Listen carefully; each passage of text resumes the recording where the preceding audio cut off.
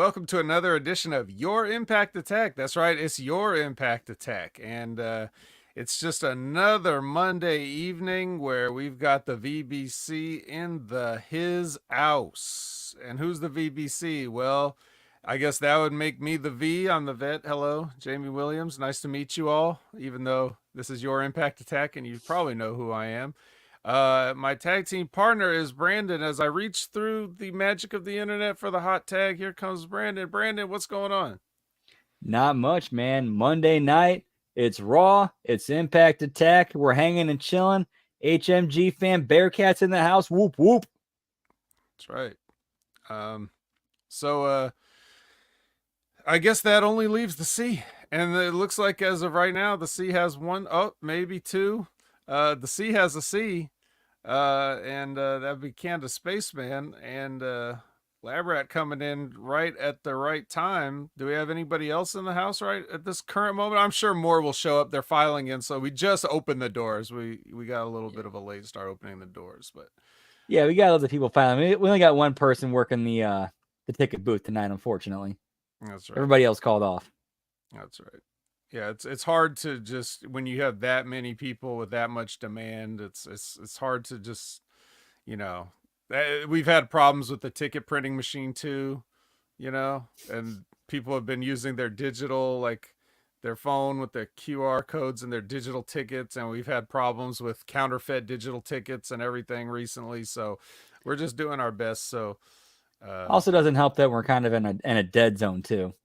yeah, it's not the best, but we're happy to have you all. We're gonna let you in one at a time. Like here comes Revamped Wrestling. Thank you very much. Take your seat, Revamped Wrestling, as we're just hemming and hawing and vamping to get started here. Let some people come in, and that's also because kind of looking over the stuff. There's been there's been a lot of I guess news, not a humongous a bunch of wrestling news, or at least we haven't discussed anything prior to going live. So I don't know. I guess this is the part where I ask Brandon if there's anything noteworthy to talk about. and I'm pretty sure there's something noteworthy to talk about. I don't know how much we want to talk about it, but we can. Uh, I've got nothing to say about it, but I'll open the floor to you. what was the big news? What was the big thing that happened this week? Oh, yeah. Rascals reunion on NXT, pal. That's right. Huge news. The Rascals are back, baby. And the Rascals by any other name are still the Rascals. Whether they're MSK or whether one of them's named Wes Lee now, or I don't know, but it was all kidding aside, like I said on the Next Level Wrestling review, I don't care. But that doesn't mean that if I'm taking a step back and looking at the wrestling landscape and how things used to be and how things are going to be and how things, could be again, like that it's not a cool moment. It is a cool moment to see something like that, something that you wouldn't have thought would happen. So regardless of my personal feelings on how entertained I am by the particular talents, I did think it was a cool moment because it just is just if nothing else, it's sort of an indicator of other types of things that we might be able to expect in the future. Somebody's famous tagline was anything can happen in the WWE. And what that really meant was anything I allow to happen can happen in the WWE. And I don't allow anything to happen in the WWE. I don't even allow people to say the word belt. But now it feels like things can really actually happen in WWE or out of WWE or any, sort of things that fans could think like, hey, what if maybe this? And now it could feasibly, you could see that. So what did you think about that reunion, Brandon? And what are some things that you would be interested in seeing now that the real forbidden doors are kind of getting unlocked here? Man, I thought that was really fun to watch. I mean, Again, you can really say what you want about the Rascals, but the fact that they came out to the MSK theme, like, and they're also blending like the gimmicks between the brands as well. Mm-hmm. Like, for example, like that one time when Ash by Elegance showed up and they accidentally called her Dana Brooke. Accidentally. Right, accidentally. There's still gonna be people smugly getting their ribs in and stuff, but I mean, still, you know. Right, and then you had Joe Hendry getting the pin in the main event of NXT. Mm-hmm. That's right. You wouldn't have thought um, that something like that would even like even if it's like, oh yeah, Joe Hendry, because the last time we saw Joe Hendry in NXT, he was just getting unceremonious. Well, there was some ceremony to him getting beaten up by the entire ring full of people and thrown out. You know, it in a way.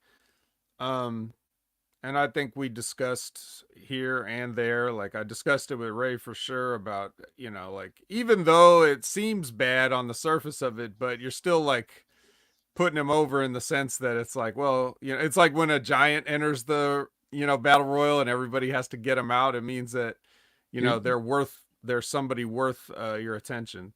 you're still putting a spotlight on them. Mm-hmm. So, so yeah, so that was cool. The reunion was cool. Other things that have been going on, you know, since the last Impact Attack that we spoke.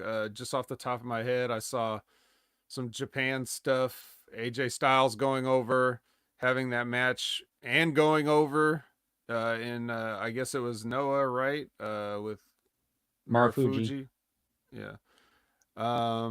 That AJ's one happened. dude I definitely see crossing over as some point during this deal. Like, that's the no brainer. I think they're kind of building to that one. Oh, I'm sorry. I didn't catch that. Something may have happened there on my end. You said AJ's one dude that Yeah, AJ is one dude I feel that is somebody who he's like a no brainer for the crossover. Like, he would be like, I think they're kind of building to it. Okay, he froze. Oh yeah, he's frozen. There he is. apparently I'm having some technical difficulties here, so uh bear with me or bear with us or whatever's happening here. Um Bear with the situation. bear with the situation. I don't even know what's going on anymore. I didn't hear any of that AJ Styles stuff, but I assume it was awesome. It's still not. We still are we back? I don't even know. Yep, we're good. Yeah, I was just saying, like, it's. I really think he's got to come back. He's got to appear in TNA at some point as part of this crossover. Like, I really think that's kind of they might be the major payoff they're looking for. Like, him finally returning to TNA. Yeah. Lyra says AJ's the best ever since he left NXT. Or wait, you meant Styles, not Francis. Cheese it champion. Yes. Honestly, dude, how funny would that be if that's who it comes back against? That would be. There's only one AJ here. Uh yeah, so that happened, and then there was also some you know, Rossi Ogawa's Marigold Dream whatever promotion is you know, I guess up and running and had a show, and they had a, you know, they crowned a champion, and so former NXT talent Saray beat future NXT talent Julia in the main event, and then also you had uh, Io Sky showed up there, um, winning a match, and I guess Kyrie was there with her backstage too. I don't know if she had a match, but so I mean, you know, stuff is happening, um, and it's a definitely an interesting time to be a wrestling fan. It really is. It kind of feels like, you remember in 1997 where it felt like the wrestling business as a whole was in as a transition. It's kind of what this Mm-hmm. feels like now.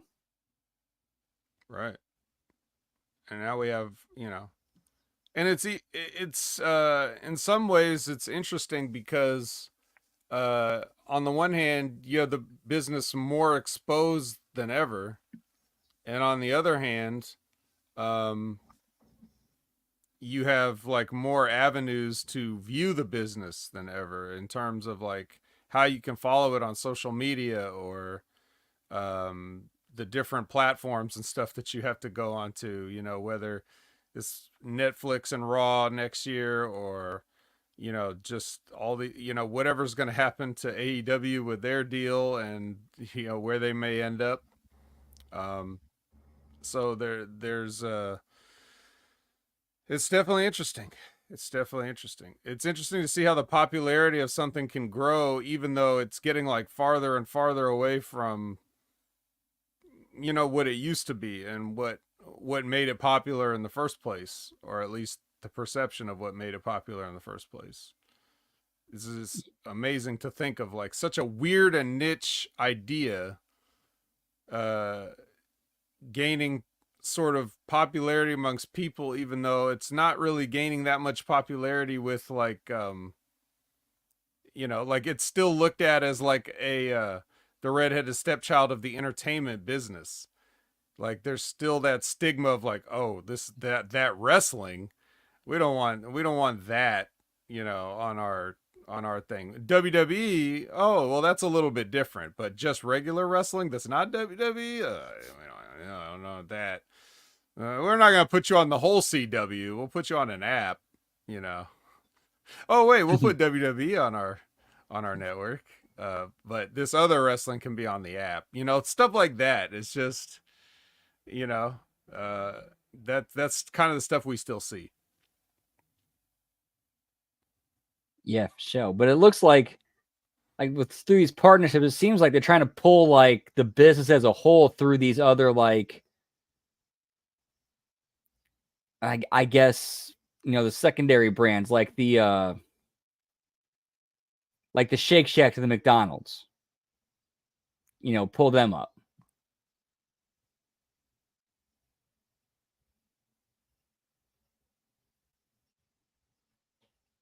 And then thus lift the rest of the business as a whole. Once again, I'm sure Brandon made a great point, but I didn't hear any of it. So, can we get some of these multi-trillion dollar companies to like get their fucking internet working?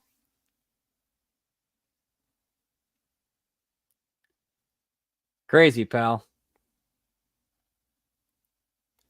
Well, like when the connection is like phasing out like that, can you hear what I'm saying still, or is it just like, do I get interrupted or what? I'm asking Brandon now. I'm sort of like trying When to that show happens on attention. my end, you just completely freeze. Right. And I didn't see myself freeze. I saw you freeze. So it's like like my connection to you stops, but like I'm seeing myself continue to like sit there and not freeze sometimes, unless it like reloads both the pictures on StreamYard.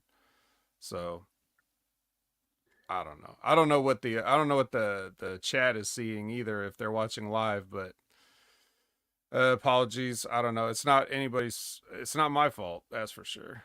Um Yeah, come on, Elon. Just a few $100 would help us out. just saying, man. He's, well, Canada Spaceman says everything's fine, so I guess we'll just have to do our best. But there's some sort of a delay sometimes. Anyway, um maybe it's getting sorted out digitally on the way to the live streaming, and it's just us in real time seeing the issues. But that's good. Good to hear that we're clear. But I think it should be. I think it should be all right. I think they're done choking my internet speed, so I think I think we're good. There's this thing, just for a little side little. So on my modem, there's an indicator of like, it's got your same indicators for like your all your lights that blink on your modem and everything. But then there's also one that lets me know whether I'm getting the, gigabit internet that I pay for, and that's like a nice dark blue. And then when the speeds are under the gigabit speeds, then it turns into the same white flashing, that all the other lights on the modem are. So it's like, so anything I can get over, like 1,000, um, it'll go from like blue to white, and now it's on white. So I think that means that they're done like throttling me and keeping me right here at around 700, 800 or so like that. So even though the upload speed should remain at um, right around 40, so that way that's what really affects our broadcast, because I'm not downloading anything right now, but the download speeds are getting choked, so that's why my end stutters here and there. So I think we're good now. I think they're done. I think they've got me capped off where they want me, I guess, at in these prime hours, and we're ready to move on. If we're ready to move on, do we have any other news to discuss, or any other things or stuff or whatnot? Nah, not a whole lot going on. So let's do that in deep impact attack. Whoop whoop. All right, let's get it in here. Yeah, another one of those weeks where nothing necessarily coming up, although they're looking forward to Slammiversary, but we're not there yet. So it's just another show in the middle of post and go home for the big pay-per-view. Um, and of course, we have to start every episode with our ketchup packet, which there we go. There we have it. The Heinz. It looks to be Heinz here. Indeed, it is. No matter what speed my internet is at, I can see that that is a Heinz ketchup packet. And so, uh, even though TNA may be like the Hunts of wrestling promotions, they're at least giving you a nice like ketchup, because God forbid you're watching this on Access TV actually, and not after the fact later. This time, the feed that I watched did not include all the commercials from Access TV, so I didn't make notes on the kind of ads that people were getting to see. But anyway, they actually start this episode right where it left off last week, which we went in depth in discussing the way they cinematically shot this scene with the system leaving in a back alley in an SUV while Frankie Kazarian calls them marks and then asks somebody what they're filming. So now we're picking up right from that. Again, more cinematic. They're really doing that cinematic continuity here, because now we're picking up from that spot and we're switching over to Frankie Kazarian, and we're seeing that the person is filming is actually none other than Ryan Ziegler, just standing there filming in the alley.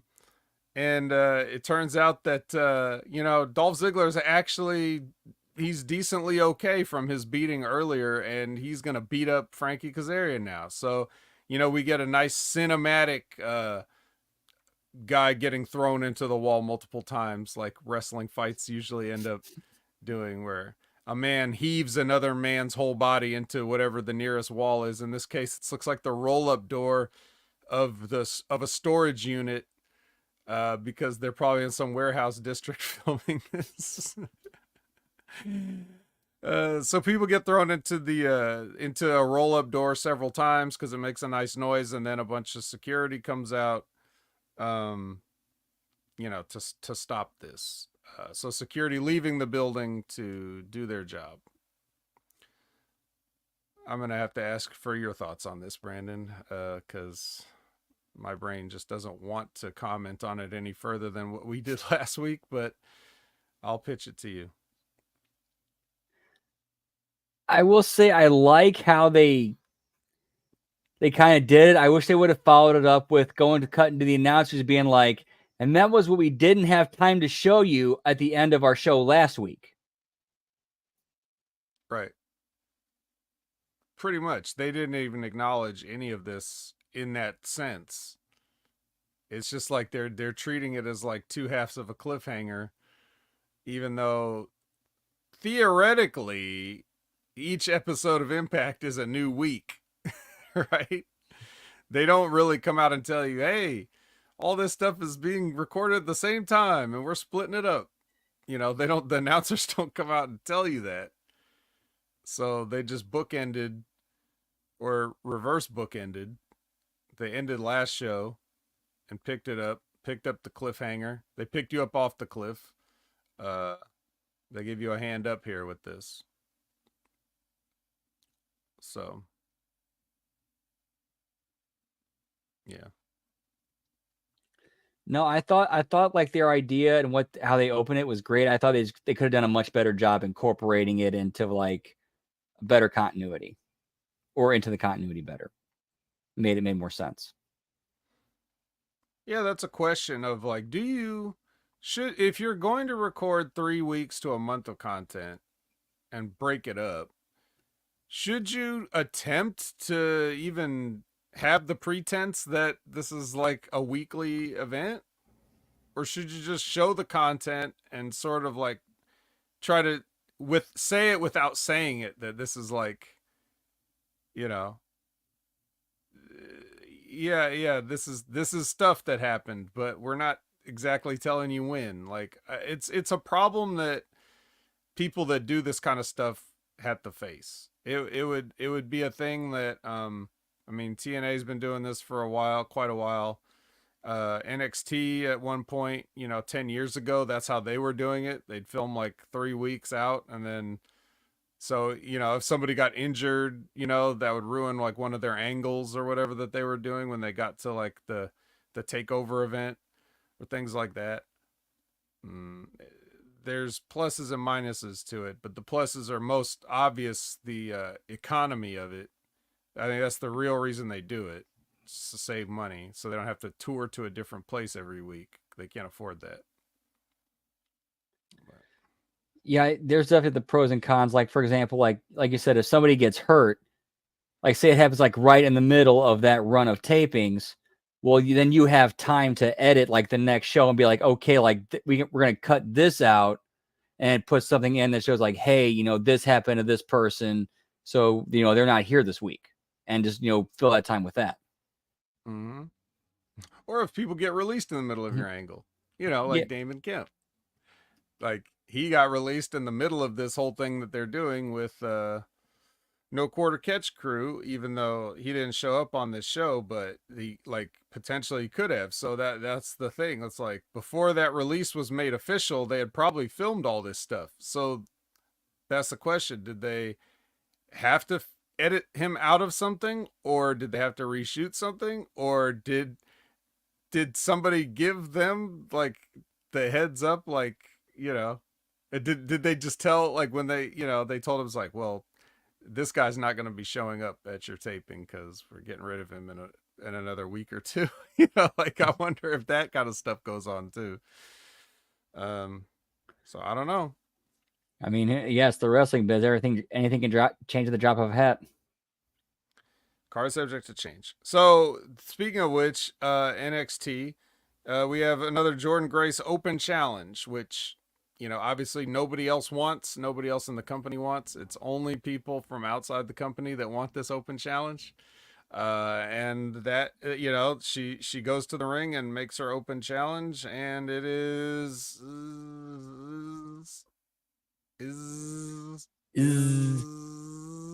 I forgot her Izzy last Dame. name, Izzy, but what was it? Izzy. I totally blanked on her last name. I forgot. I'm sorry. Izzy Dame. Izzy Dame, yes. A dame named Izzy. That's right. It's one of these fake names that they come up with down there. Yeah, this would be another equivalent of, everybody there getting excited for an Open Challenge, and this is what the WWE is willing to provide at this time. They're basically saying, yeah, we don't mind if someone goes over on this person, is what they're saying.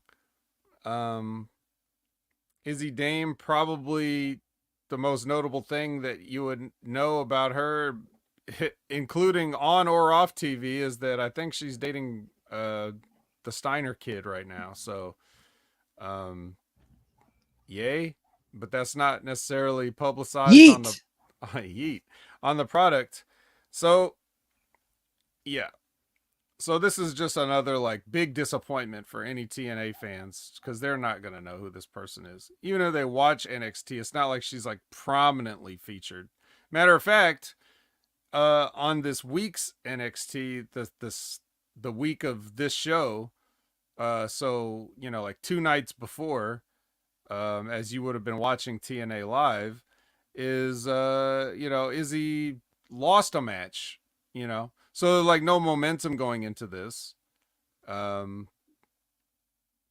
it's just, you know, it's definitely let's say this is definitely a one-sided partnership that we're seeing right here at this time.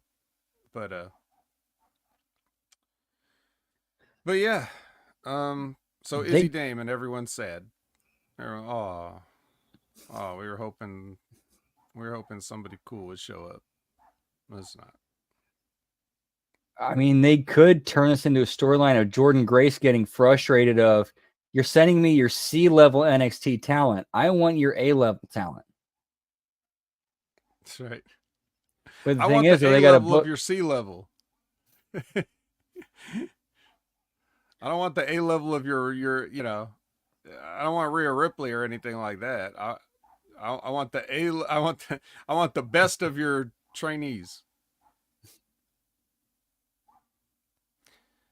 I get that to put a positive spin on it, it's valuable experience for the people that are uh under contract there, because for people like Izzy or people like Paxum, you know, they're not going to get the experience of, you know, territory wrestling or being on the road or, you know, doing that kind of stuff. So going to work somewhere completely different is a interesting experience for them, and it's one that they wouldn't have otherwise had. uh Going to a whole other locker room, meeting a whole other group of people, you know, you may forge a lifelong friendship just from going to a locker room. So for Izzy, it's a great experience. For the And, fans, that's all I'm talking about. And professionally, I'm not saying that I'm like disappointed because I already knew what the deal was. But I'm just talking about the fans. When you tell fans, they're conditioned already. When you hear open challenge, you expect surprise, and the surprise shouldn't be that I'm surprised that I've never heard of this person. That's not what and you also don't want to put the talent in that position of being booed just for not being popular enough, you know. So that's all that I'm saying with that. But um but yeah. So we also have speaking of Ash by Elegance and former NXT talent, yeah, she's on via satellite from the Bahamas, according to the concierge. She comes out to let us know that she is watching this match. Here's something funny. And this is maybe just for me and a few other people, but did you notice that in this match they did a test of strength? Now, do you know where I'm going with this before I even say it? Okay. why are you going to do it with Jordan Grace? Why? Well, not even that. That's we'll get to that. Um it I was assured by the Heartbreak Kid Shawn Michaels that if you did a test of strength in 2024, people would quote walk the fuck out. So is this some sort of like an inside rib? Is this like a commentary? Is this just a coincidence? Uh what you know, what is going on here? But I did find it funny because if anyone's not like familiar with what I'm talking about, it stemmed from a conversation that Kevin Nash had with Shawn when he went down there to the performance center one time, and they were doing a bunch of stuff. And this is all by Nash's account, and he's saying like, I look over at Sean and I'm like, slow the fuck down, am I right? And he's like, this is just how this is how the people want, the people want things now. If you do a test of strength in this day and age, people will walk the fuck out. That's how Kevin Nash put it. So that quote stuck in my mind. It's like of all people for Shawn Michaels to sort of capitulate to the idea of what the audience is willing to accept. Um, I mean, no one's doing a test of strength, so how do you know what they'll do? People we've seen like supposedly, for example, AEW only likes fast-paced, choreographed, flippy matches. I mean, that's the narrative that I hear from everybody that hates AEW. However, when guys that are like, you know, mat technicians or old school wrestlers or whatever go into AEW and put on matches, the crowd gets into those matches if they're into the people and they're into the if they're into the what they're doing. If you're good enough, the audience will buy into you and what you're doing. So it's not a question of, is Shawn Michaels essentially, um, is he just saying without saying that there's just nobody that knows how to work anymore? And he's trying to cover for him? Or the question is, why isn't he teaching these kids? Like, if anybody knows how to manipulate a crowd, it's Shawn Michaels. Like, arguably the best ever. So if you're not, and I understand he can't be in the trenches teaching every single person every single thing, but I would not think that your overarching philosophy will be, don't do anything that takes time to set up or people will get bored. Like, you condition the audience into what they will accept and what will make them walk out. I always tend to zone out in the opposite, but I realize that I'm, an outlier because I just see it differently. But for the regular audience, I mean, it doesn't matter what day and age it is. You see too much that your brain can process, your brain will stop processing it.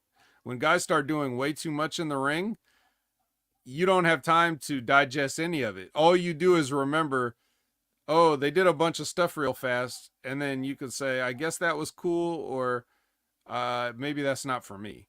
Y'all catch any of that? Yeah. So anyway, we're all still on the first match here. So there's also a spot where Rosemary is in the crowd and she stalks the concierge and sort of chases him off. And at first I thought, oh my God, is that Paxum Tately? Oh no, it's just Rosemary. That would have been a nice way to incorporate other NXT talent and keep certain storylines going, but no, just Rosemary. Um, I wonder if she's gonna want to answer one of these open challenges sometime, or maybe a Slammiversary. But yeah, Well, I think it's isn't it Jordan Grace and Ash by Elegance at Slammiversary? probably is. But then, I think it's never too late to make it a triple threat.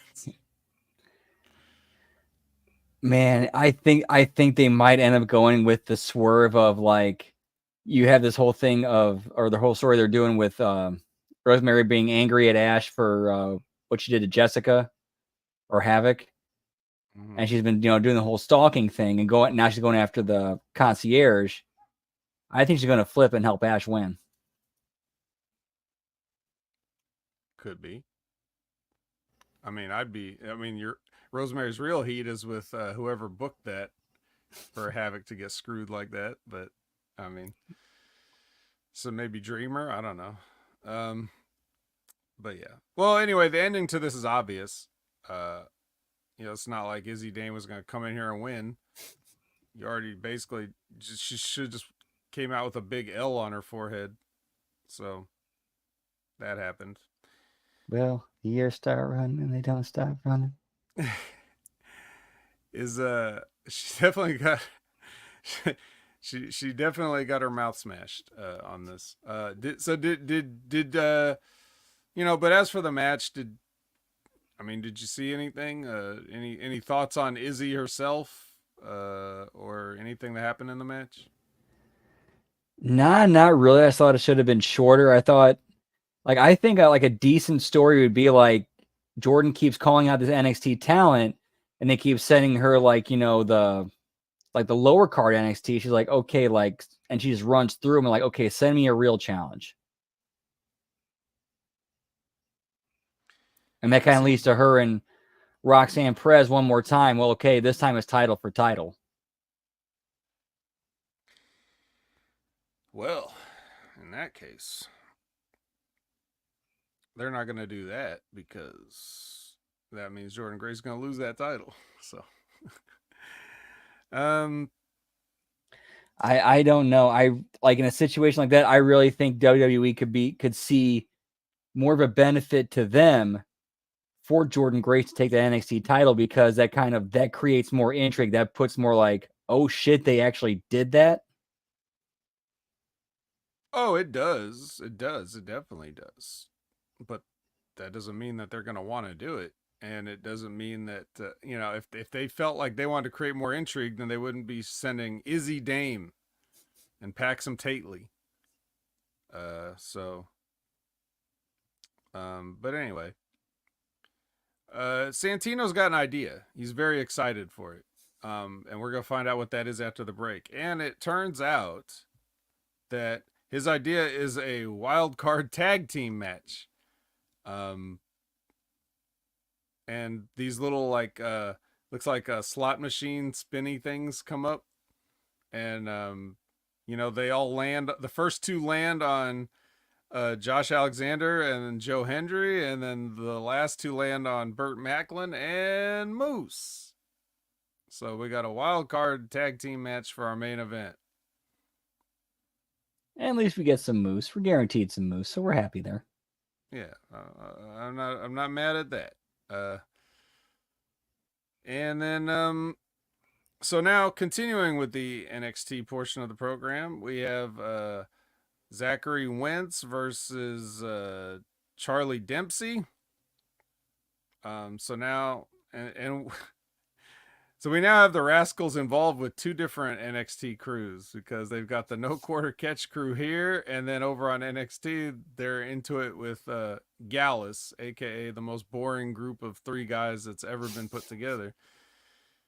Um, so these guys have a match, but it's all set for Miles Bourne, another member of the Catch crew, to come in and attack Trey Miguel, who's just in the corner of his partner. Um, and this causes the camera to miss the actual finish of the match, which is great. And it's a taped show, so I assume that a camera did capture it, and they chose to edit that out. They chose. Is this so now? Is this a deliberate politicking move? Like, all right, well, we're letting your guy go over, but we're gonna miss the actual move that does it. Like, could it really be incompetence that it was edited this way? Who knows, man? It's again, we've seen TNA production errors happen multiple times in the past, so that's very certainly a possibility. Certainly a possibility, but we got to throw that other possibility out there. Right. You can't forget that either. Yeah. What would Ben Hameen think if I didn't posit the theory that they are trying to screw over Charlie Dempsey here by completely missing the finish? Dude, It it's the was a wrestling. dragon suplex, I think. By the way that he was being pinned, I assume it was a dragon suplex by Charlie Dempsey, but we'll never know. We'll never know for sure. What move did Charlie Dempsey use to go over Zachary Wentz? The world may never know. That's right. How many dragon suplexes does it take to beat a Zachary Wentz? I never made it without cutting the camera.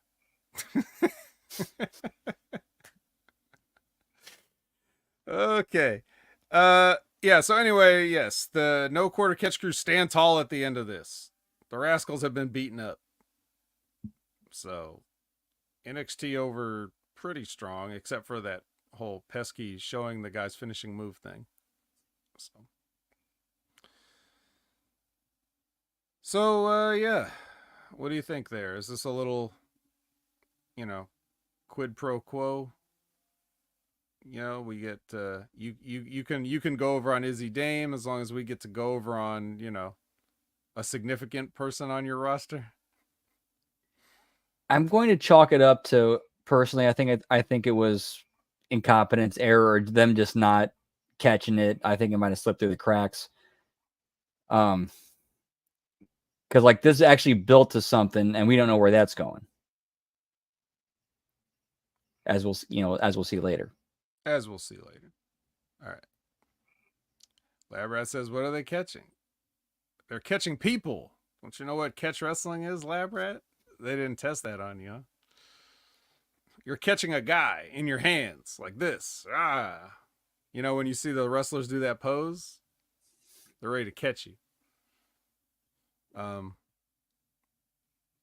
all right. So next we get a system promo with music underneath. It's becoming a thing. Uh, they all say something like they usually do, and then at the end, Moose says if Burt Macklin just stays out of his way, then maybe one day he can learn to trust the system. So, I mean, any other Burt thoughts Macklin on? in the system, pal. Yeah, Oh yeah, he's in the system, all right. Um, need a former FBI in that thing, pal. yep. The former NXT also. So far, it's still it's still NXT related. Is anybody in I mean, was Kurt Hawkins in NXT? I don't know. I don't He think might so. have. Let me check on that. It is very possible.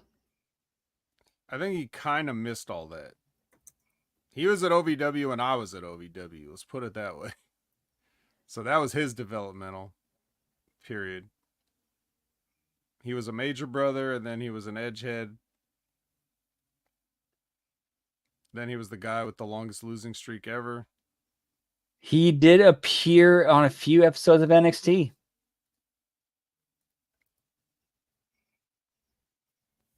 Okay. It was very, very brief appearance, but he was there. Right. Yeah.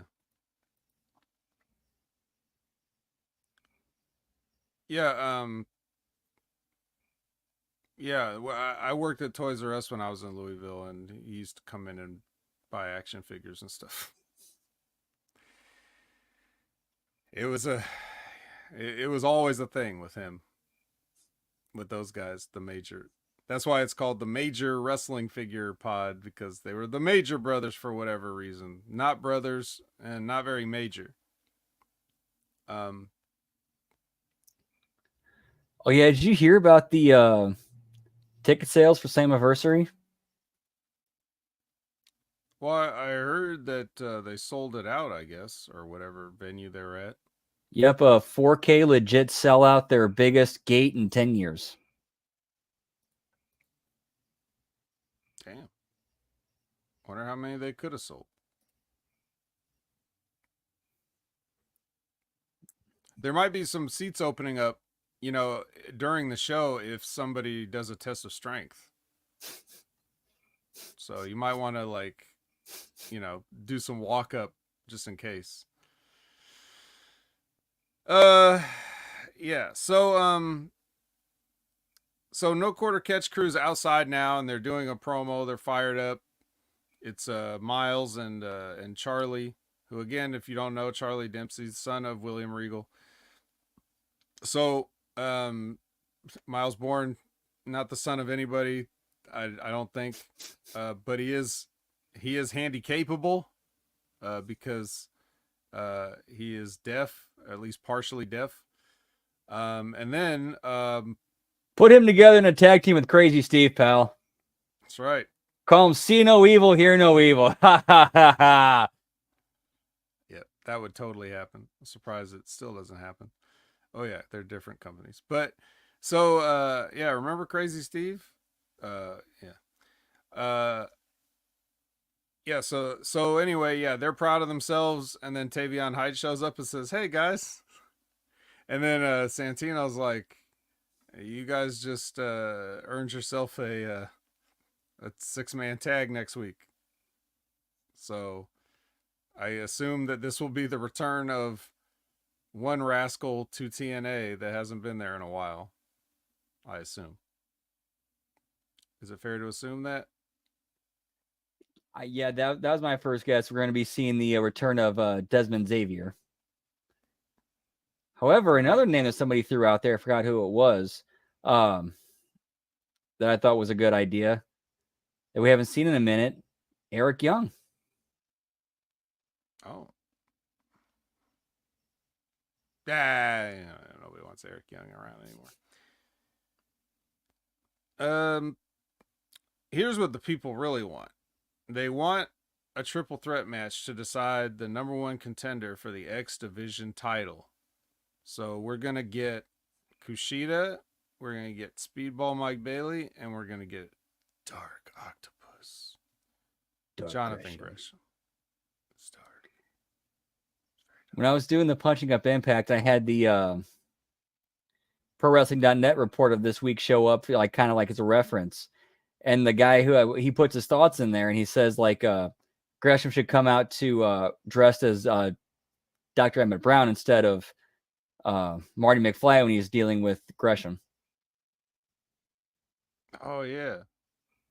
Well, he always like it's like he dresses like both. Like he dresses well, first of all, his gear looks like the Barbie hoverboard. And then the jacket is Marty McFly's life preserver, and his silver glasses are like Doc's. So it's like he kind of has a little bit of multiple things in his outfit, but yeah, he could definitely go for a more Doc centric outfit there. Um, yeah, triple threat match. They do some stuff, triple threat. Um, you gotta have your little martial arts sequence because Mike Bailey's in the match, so we're gonna do a little kung fu fighting, and then Gresham's gonna go for the ink to Kushida, and Kushida's gonna counter with the mist, the green mist. I mean, it's a pretty good counter, I guess. I said something on watch along that's actually a pretty decent wrestling logic counter to it. Okay, you're gonna spit, black ink. I'm gonna spit green mist. Right. It's like I don't even need to come up with an ink antidote. So I'll just come up with my own poison and spit it in your face. Right in front of the ref. But it doesn't matter because it's a triple threat match, so no disqualification.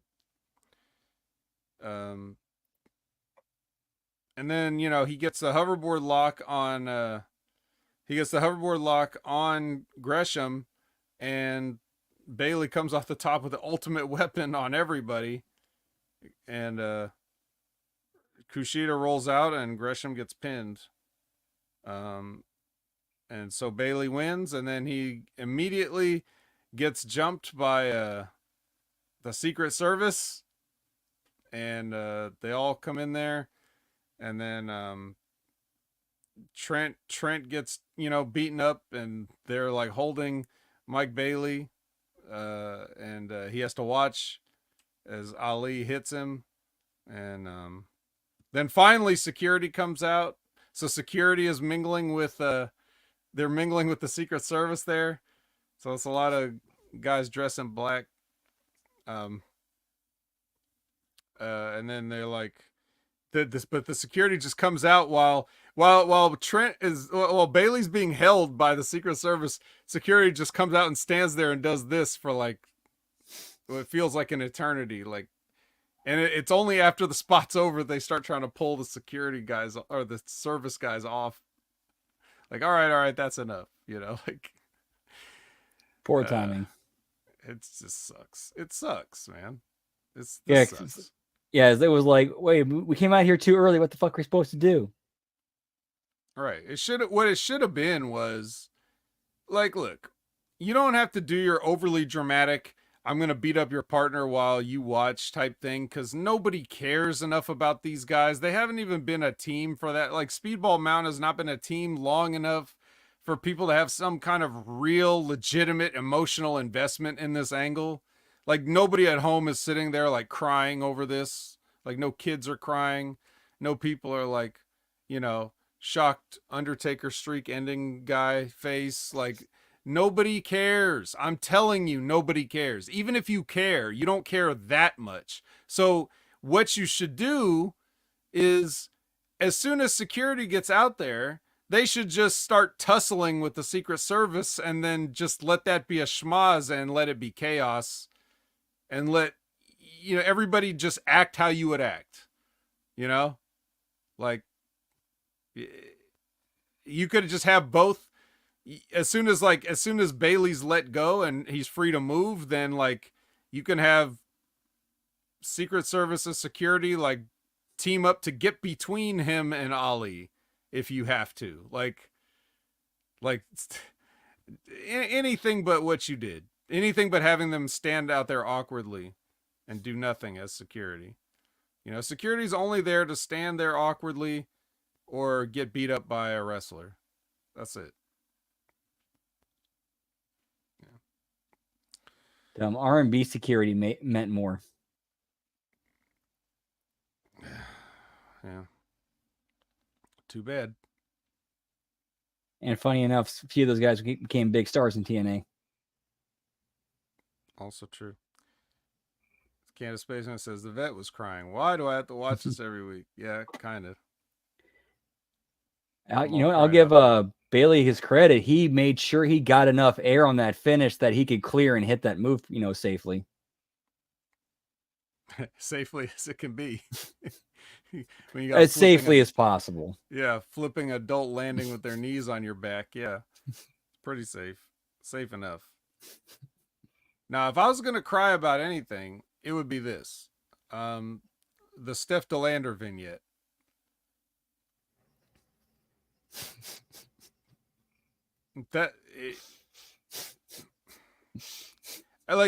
If I were to try to describe it, that would be like me dignifying that this exists or has a place.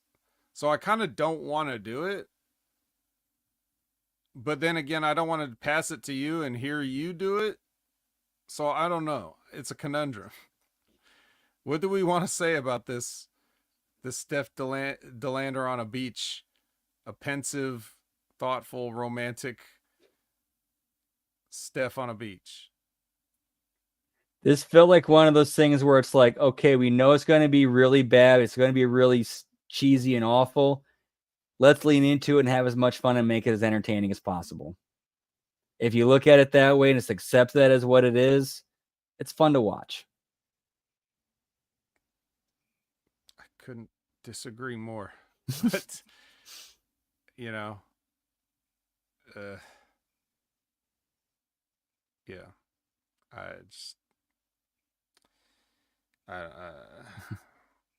Well, anyway, I think what we can take away from this, right, is that without having to put it over, what we can take away from this is what she's essentially saying is that she's going back to her home in Australia, I guess, to tie up some loose ends, is how she put it in the vignette. But I assume it's the reason we're not going to see her for a while. Or she's finished up with TNA at this, for this period. At least until they're ready to do the next thing, or until Slammiversary, or whatever it is that, she has to come back for. But, they're basically excusing her absence and putting a pause on this storyline week to week, I guess is what I took from this. So at least we're getting a break. It could just be a couple weeks, or it could be 0 weeks. PCO could carry it on his end the entire time. I don't know, but the question is, will you wait for me? That's how she ended it, as she drew a heart in the sand.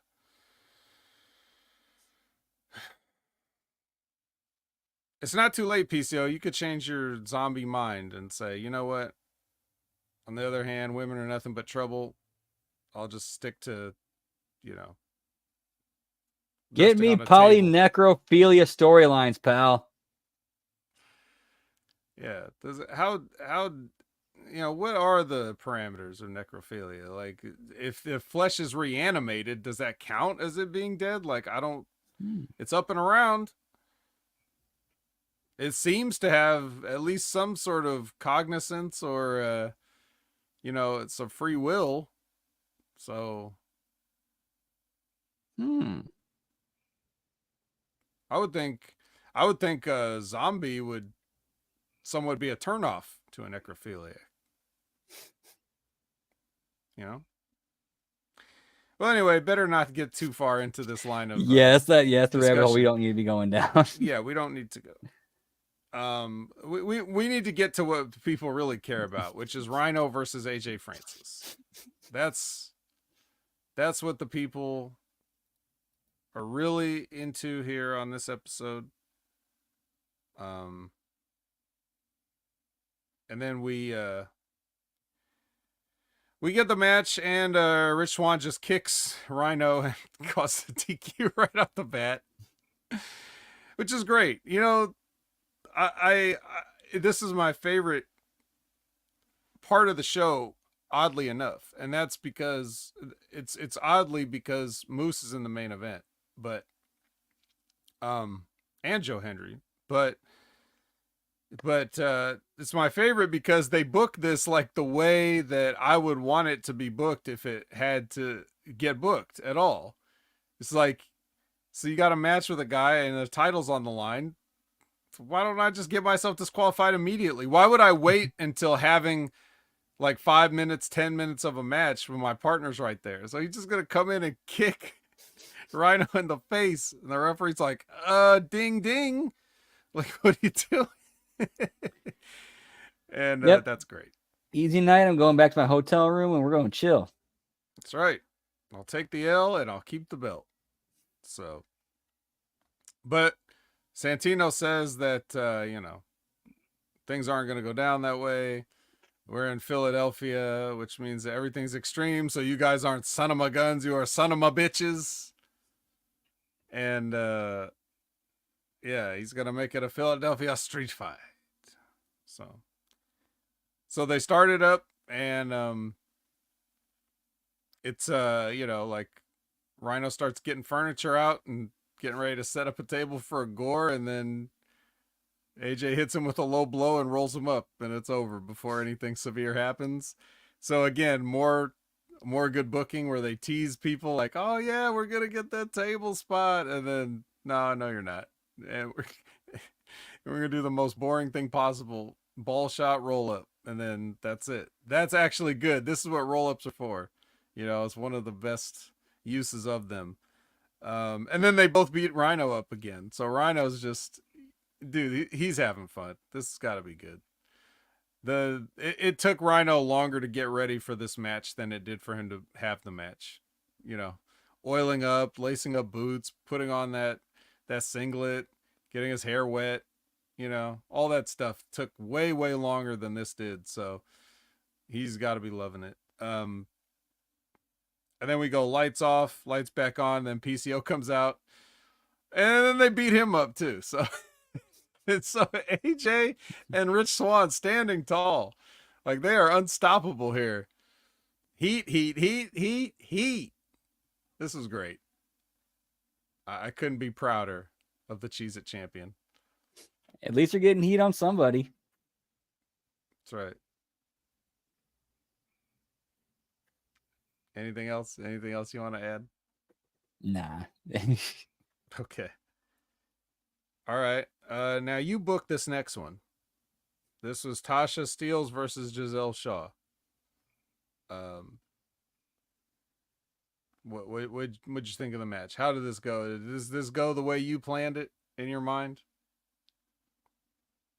I thought it would have been, something like this should have been given a little bit more time with, like, Tasha just, just being a heel, getting heat, and Giselle fighting back and keep getting cut back down. and then at some point Gail Kim comes down, kind of be the cheerleader, and then that's what gives that's the big comeback leads into the finish with Giselle going over clean. Is Gail Kim is her support of Giselle a conflict of interest? Like, why wouldn't she support every knockout under her banner? Do you think other knockouts would be jealous of the attention that Giselle's getting? You can go somewhere with that. You could have some one of the knockouts step up and be like, "Hey, what's the deal? Why are you all of a sudden picking favorites?" Mm-hmm. Yep. Now, granted, we haven't necessarily established Gail Kim to that level. Like, we know what Gail is supposed to do behind the scenes, allegedly. Like, we know what she's responsible for. It's not like they've made that crystal clear on television, but you could, like you said, you could make it crystal clear, and then you could turn that into an angle or something. The whole idea of living, breathing, actual wrestling company. You got people under a roof. Most of them don't like each other, apparently. And then there's constant like fighting and stuff like that, but there's a whole like ecosystem back there, and it seems like things only happen like when it's in front of the camera. But you can persist with ideas, relationships, angles off camera, and we can assume that the passage of time things have happened, and then we can pick things up when we see them next week. Unlike the beginning of the show where we just paused at the end of last week and then nothing happened for 7 days, and then we just pick right back up, and then Dolph Ziggler's throwing people into rolling doors. But in real life things happen between that time, so you could always tell stories around those type of things where, like, yeah, why is this person that's managing the entire division of the knockouts, why is she focusing so hard on one person? We're all looking for guidance. We all need help. We all want treatment. We don't, you showing preferential treatment here is sort of a conflict of interest. And it's not like you have to go anywhere major with that. It's just that that's an underlying thing that people will know. If you're trying to make this a week-to-week episodic show, you have to have underlying tensions. There's things that happen in TV shows all the time. If this is a TV show, which I say it's not, but if you're saying it is, if you watch real TV shows, they have sort of story threads that sometimes they go nowhere, but sometimes they're just there to build and establish characters, so that when they do go somewhere with something, people will know, oh, in this situation, this character would behave this way. And I know that because of this other thing that happened, right? All right, it's a little advanced for TNA. They booked the AJ Francis thing good. I take that as a win. But yeah, so this match was jump started, but it ends with the denouement. And then we cut right back to Zaya Brookside with Gia and no music underneath.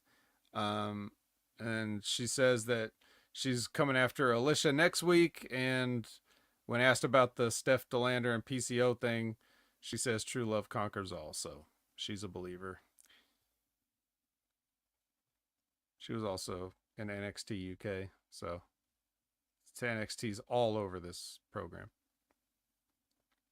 So much NXT, pal. So much. Hey, here's a Johnny Dango Curtis. He did some stuff in NXT before. He's taking on Chris Bay. And they have a match, and so of course Ace Austin and the System are gonna get into it because you got Fat Eddie and Fat Brian out there watching, and while those guys get involved and tussle on the outside, and Chris Bay's trying to get in the ring, JDC hits the down and dirty leg drop on him, and then ABC gets beaten up. A lot of people getting beaten up tonight. A lot of Has, ass whoopings getting tossed around. yeah, has any match just ended? Well, we just saw the Tasha and Giselle one. That just ended. Let's see. At, so they beat up Rhino and they beat up PCO. They beat up Trent Seven and Mike Bailey. They beat up the Rascals. Um, yeah, that's it. Just the ladies get clean, no beat up finishes. You gotta keep them ladies clean, pal. Always, always keep them clean. Yeah. That's right. Keep them clean until it's my turn. Well, looks like there's been enough talk. It's time for the main event. And that is, of course, our wild card bitches. Josh and Joe versus Moose and Macklin. Frankie Kazarian's on commentary. Something I noticed in this match, Moose is starting to like to take that flip bump on guys' clotheslines. And I don't like it for several reasons. One of which is that nobody's bigger than him. No, Second yeah. of which, in this particular case, Josh Alexander isn't exactly known for the Pythons, brother. But even then, he didn't really bring that clothesline. He just stuck his arm out and Moose flipped off of it. And it just looked like absolute shit. So I would just advise Moose, as your friend and co-biggest fan, maybe don't. Maybe don't. Maybe save that for like a huge guy that is known for throwing a clothesline. You know? Like if you somehow find yourself crossing over into WWE and you're in the ring with Braun Strowman, okay. Yes. Yes, do a flip. But, you know, in general, I respect that you're athletic and you want people to know that. But you also must protect yourself and make it make sense. You know? Or you could do this shit on a house show when nobody's filming it or whatever. Just save it, is what I'm saying. But yeah, so Kaz does the jump up, and then Moose shoves Josh Alexander into Joe Hendry, knocking him off the apron. Josh comes back, gets a spear, and then Macklin picks him up for the KIA, and that's it. It's over. And Moose doesn't like Burt touching his belt, is what we take from the very end of this show. He's like, give me that. And Macklin's doing the whole, I was just handing it to you. So there you go. So we got a main event Moose.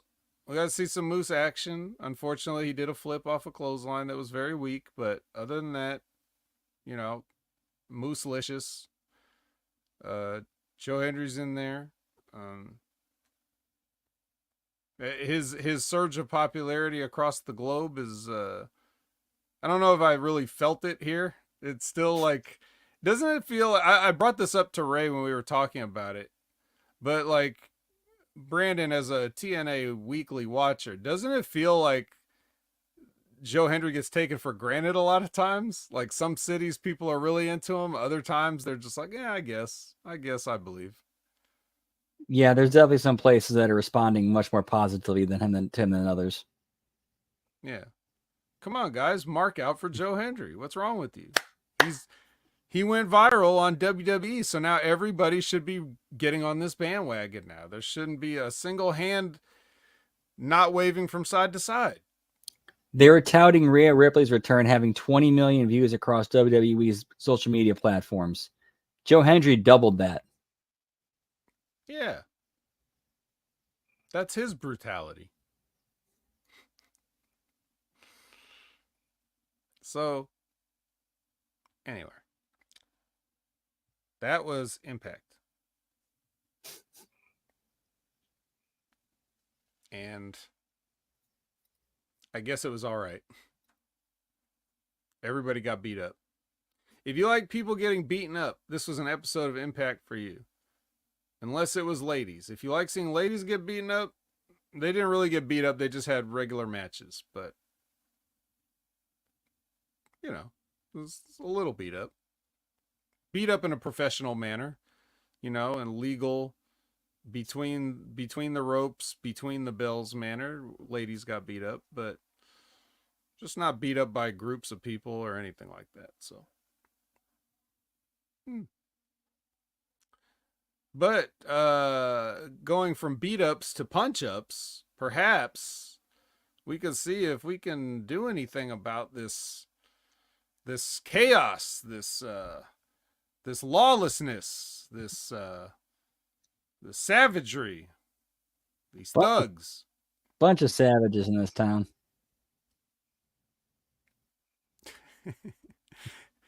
Do something about these gum in the locks. You think there was gum in the locks of the roll-up door that Kazarian got thrown into? I assure you, we're taping. I'm not even supposed to be here today. See, we got Huber Wrestling Entertainment in the house. Whoop, whoop. He's back. Oh, 1 sec, guys. Sorry. I didn't know he was gone.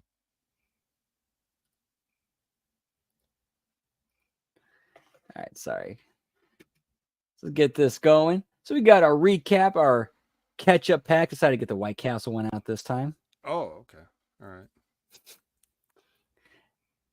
We do our vignette, same one that we got to open the show, but of course we then we go to our intro, pyro, and ballyhoo. We go to the announce table. They talk about what just happened and mention that's what we saw or what we didn't get to see because they ran out of time. So that's what we opened up with. And they give their thoughts, rundown card for tonight. Make sure to mention Santino's announcement of the main event. Match number 1, TNA Knockout Championship Open Challenge. Jordan Grace versus ? Jordan Grace music and entrance. Izzy Dame music and entrance. Oh, you're not gonna punch it up by giving us somebody good? All right. Well, or I'm kind of like going somewhere with it a little bit. All right. Well, the idea was I was kind of going with that where she kind of it's more Jordan's more dominant. It's kind of more she runs through it. It's kind of, and she shows kind of frustration of like, okay, really, this is who's coming in. I'm just like, is it like, do you really think this little of us? Mm-hmm. But yeah, we still have the whole thing with the Ash by Elegance watching via FaceTime, and we get a condensed version of the match on the show with Jordan looking more dominant and with the other changes we talked about. We go backstage to Santino's office, where he looks nervous as he prepares to announce the main event. And we go to the parking garage or the parking lot, where the system arrives. Announcers say that we'll hear from the system next. Go to our first commercial break. Backstage at Santino's office. Same as on the show with how Santino makes the main event. You go to an in-ring with the system music and entrance. You get the same backstage promo, but it's an in-ring and ends with one of them saying, say his name. Joe Hendry music and entrance. Joe Hendry does his thing to make fun of the system. Leads to a brawl that includes Steve Macklin and Josh Alexander running out. Security pulls everyone apart. We go to our second commercial break. We go to a before the break, what just happened.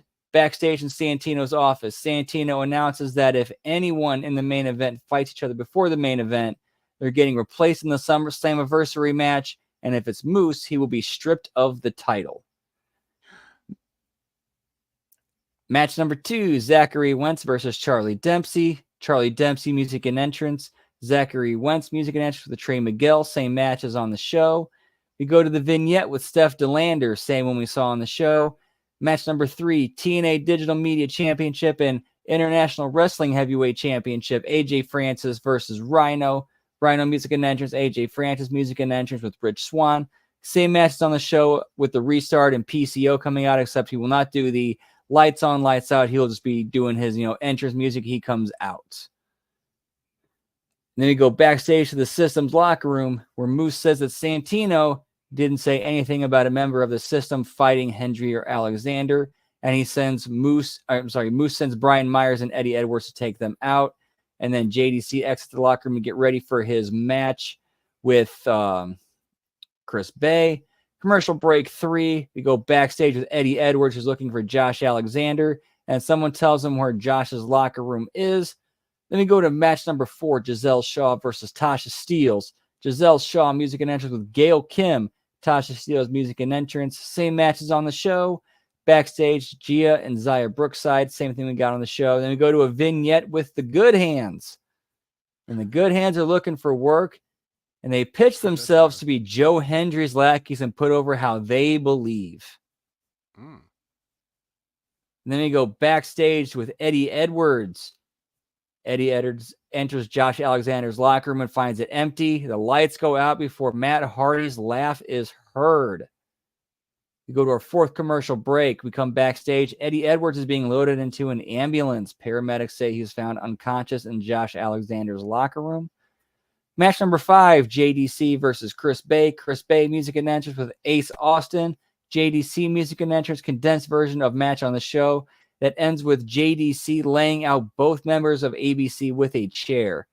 We go backstage with Gail Kim and Giselle Shaw. Gail says she wants Giselle to pay attention to what's going on between Jordan Grace and Ash by Elegance, because one of them will most likely be the Knockouts champion when Giselle finally gets the shot.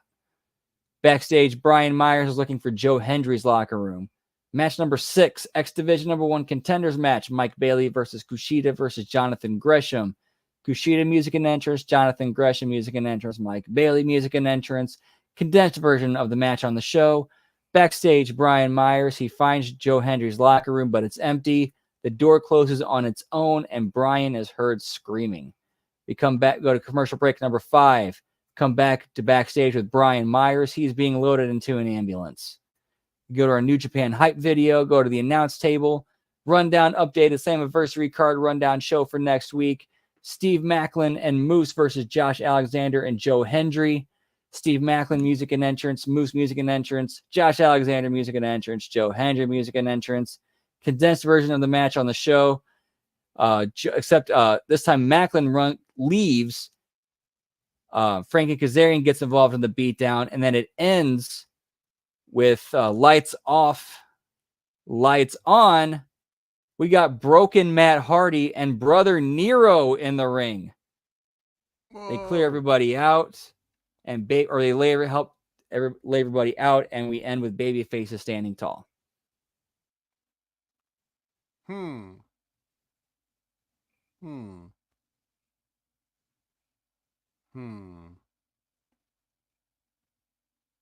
I prefer Moose standing tall. I'm afraid they got this one right this week. I'll never take a Hardy standing tall in any circumstances. Even if it was the Good Hands, I'd have to think about it. Like, let's see, Good Hands or Hardy standing tall at the end? Probably Hardy's, but I'm not that happy about it. Yeah, you took away an ending of Moose standing tall, and you added Good Hands into the show. I'm afraid I'm not pleased with this punching up. I feel like I was beaten up now, just like all the other people on this episode. But well, to be fair, I was leaving the pay-per-view with the belt. Yeah, well, to be fair, or at least that's where that was going. If I had the like if they said, okay, you're starting, this is your first show, this is what we got, how would you change it? All right, we're going this way, and it's going to end with Moose going over at Slammiversary. Yeah, that's good too. I say Moose over everything all the time. Super strong. No one ever gets over on Moose. There's never any intrigue. It's complete dominance. No one will ever stop him. That's how I like it. Or what if he was like Frieza? Every time you think you got the better of him, it's like, oh, I have another form. Check this out. Well, he's not Frieza. Although if he wanted to get like a little floating chair or whatever, like a big throne or something that can kind of float, then I wouldn't be opposed to that. But other than that, I don't need any similarity. But yeah. But yeah, so well, there you go. That is the punching up Impact. It's up to you whether you think it was punched up. On this particular one, I prefer Moose, but you know, especially over the Hardys. I'm not fans of theirs, but that's just me. So that's what makes everything wonderful is we all have our different opinions. And yeah, and my opinion is that I think we've come to the end of our episode, have we not? I don't think we have anything else to add, do we? This is the end, my friends. All right. Well, if this is indeed the end of this episode, that doesn't mean it's the end of us. I mean, you can find us all kinds of places. Brandon, where can they find you? You can catch me on Twitter, or as the kids call it these days, the X at LG Brandon Whoop. Still kind of under construction with Twitch, but it's twitch.tv/LG Brandon Whoop Whoop. And I'm also on Substacks at HMG Brandon. And of course, you can always catch me on the HMG YouTube doing the watch alongs a few nights a week. Schedule for this week looks like it's going to be tomorrow night. We got NXT. We're going to be doing AEW after the A show ends on Wednesday, and then doing SmackDown on Friday. And we're going to try to do a late start of Slammiversary on Saturday, and then a Impact watch along on Sunday. Oh, Slammiversary is this Saturday? The 20th, yes. Oh, damn it. All right. Well, there you go. That's a lot of wrestling you're watching. My apologies. My condolences. So yeah. I was gonna say that your Twitch is kind of like the McDonald's ice cream machine or shake machine. A little bit. But that's all right. One of these days. Yeah. One of Well, these as days, for me, Alice. one of these days, bang zoom. Right to Opinion Haver on all social media platforms. You can find me. You can also find me on the Next Level Wrestling Review with Big Ray Hernandez every Wednesday at 8 a.m. Pacific, 11 a.m. Eastern. And this week it won't be with Big Ray Hernandez, but with Jimmy T. So you can see Jimmy T and me do NXT. And then on you can also see me and Jimmy T after the collision. We sift through the wreckage. And that's every Sunday at 8 a.m. Pacific, 11 a.m. Eastern, where we talk about the AEW collision. And so, like, if you're a fan of the duo, the tag team, if you will, of Ved and Jimmy T, then, well, what can I say? You're getting a double dose this week. We're doing a crossover, pal. Yeah, and that should just about cover like my basic shows on the HMG. So then if you want outside HMG stuff or affiliates, you got Wrestling with Rip Rogers. He's got a Q&A every week. I think it's going to be at their concrete time of Thursday this week.